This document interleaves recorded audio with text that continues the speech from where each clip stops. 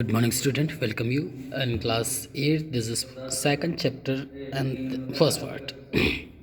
In this parts, we are going to study about the union legislature and executive. ठीक है, यहाँ पे union legislature, ठीक है, जो सेंट्रल लेजिस्लेचर और एग्जीक्यूटिव इसके बारे में स्टडी करेंगे. तो देखिए, with an average family income about 50,000 per year. देखिए, कुछ ऐसी फैमिली के बारे में जो 50,000 पर ईयर कमाती है. India is among the poorer nation of the world. ठीक है, इंडिया ये पुअर नेशन है, गरीब देशों में से भारत भी एक है. विश्व के जो जितने भी गरीब देश उसमें भारत का भी एक नंबर आता है. ठीक है, उनमें से एक है, मतलब एक नंबर नहीं है. ठीक है, of the world. And most of Indian about 70% live in village. और मोस्टली जो इंडिया के पीपल है वो ज़्यादातर गाँव में रहते हैं, 70%. And only 75% Indian are literate. और सिर्फ 75% इंडियन लिटरेट है. Yet India is one of the most vibrant democracy in the world. ठीक है, जो है इंडिया मोस्टली वाइब्रेंट डेमोक्रेसी है. वर्ल्ड में डेमोक्रेसी यहाँ सबसे ज़्यादा है. Where people have show time again that is they who control the government of the country through their elected representative in the legislature. ठीक है, यहाँ के जो पीपल है वो अपने रिप्रेजेंटेटिव के थ्रू गवर्नमेंट को कंट्रोल करते हैं अपने कंट्री में. तो देखिए यहाँ पे कुछ और हम देखेंगे. सबसे पहले to understand how the people govern the country. देखिए ऐसे ये समझते हैं कि किस तरह से पीपल अपने कंट्री को गवर्न करते हैं थ्रू द लेजिस्लेचर. ठीक है, लेजिस्लेचर जो विधायिका होती हैं. We will discuss how the legislature is form and how it work. देखिए हम इस चैप्टर में डिस्कस करेंगे कि लेजिस्लेचर कैसे बनता है और ये कैसे वर्क करता है. We will also discuss the relation between the legislature and executive. यहाँ पे और भी स्टडी करेंगे कि इन दोनों में रिलेशन क्या होता है. To understand how this organ of the Indian state share power and how they check the balance of work. और किस तरह से अपने पावर को ये शेयर करते हैं, किस तरह बैलेंस बनाए रखते हैं अपने वर्क में. We will take up the power of the judiciary, third organ in this chapter. और जो ये चैप्टर नंबर 5 है उसमें जुडिशरी में भी इसका स्टडी करेंगे. तो 3 ऑर्गन होते हैं गवर्नमेंट के. फर्स्ट लेजिस्लेचर, एग्जीक्यूटिव और जुडिशरी. तो सबसे पहले हम देखते हैं legislature.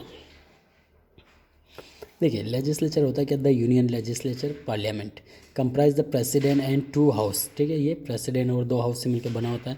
The Rajya Sabha council of state which is the upper house and the Lok Sabha house of the people which is the lower house. ठीक है, a legislature that has 2 house is called bicameral. ठीक है, एक लेजिस्लेचर जहाँ 2 हाउस होते हैं उसको bicameral legislature कहा जाता है. The member of the either house are refer to as the member of parliament. चाहे वो किसी भी हाउस का हो, मेंबर ऑफ पार्लियामेंट होना चाहिए. ठीक, अब नेक्स्ट देखें यहाँ पे Lok Sabha. According to our constitution the Lok Sabha have 552 members. देखिए कॉन्स्टिट्यूशन के अकॉर्डिंग ये यहाँ हमारे जो लोकसभा मेंबर होते हैं 552 होते हैं. At present however it is 545 members. ठीक है, एट प्रेजेंट अभी कम है, 7 मेंबर कम है. Of this 543 are elected by the people. और 543 elected by the people and while 2 are nominated by president. ठीक है, यहाँ पे 543 जो है इलेक्टेड पीपल के द्वारा इलेक्ट किए जाते हैं और जो 2 मेंबर होते हैं वो प्रेसिडेंट के द्वारा नॉमिनेट किए जाते हैं. Among the Anglo Indians community. ठीक है, वो एंग्लो इंडियन कम्युनिटी से हो सकते हैं. Next constituency. देखिए each state and union territory elect particular member of representative to the Lok Sabha. देखिए हर स्टेट में या यूनियन टेरिटरी में वहाँ के पीपल अपने एक रिप्रेजेंटेटिव को इलेक्ट करते हैं लोकसभा के लिए. The number is decided to the basis of the population. और जो नंबर है कॉन्स्टिट्यूंसी वो डिसाइड करता है पॉपुलेशन के ऊपर. Union territory each state divide into part called constituency.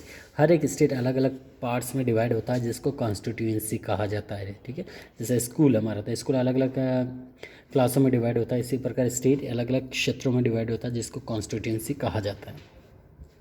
और हर कॉन्स्टिट्यूंसी से एक मेंबर इलेक्ट किया जाता है. ना एलिजिबिलिटी फॉर द कैंडिडेट. ठीक है, अब जो कैंडिडेट फॉर्म फिलअप कर रहा है या उस कॉन्स्टिट्यूंसी का ठीक है मेंबर बनना चाहता है तो उसकी एलिजिबिलिटी योग्यता क्या होनी चाहिए, कौन व्यक्ति उसके लिए एलिजिबल होता है. देखिए सबसे पहले हम देखें लेस देन 25 ईयर एज. ठीक है, प्रोवाइड ही इज़ नॉट. ठीक है, first any citizen of India can stand. कोई भी सिटीजन भारत का इसके लिए खड़ा हो सकता है.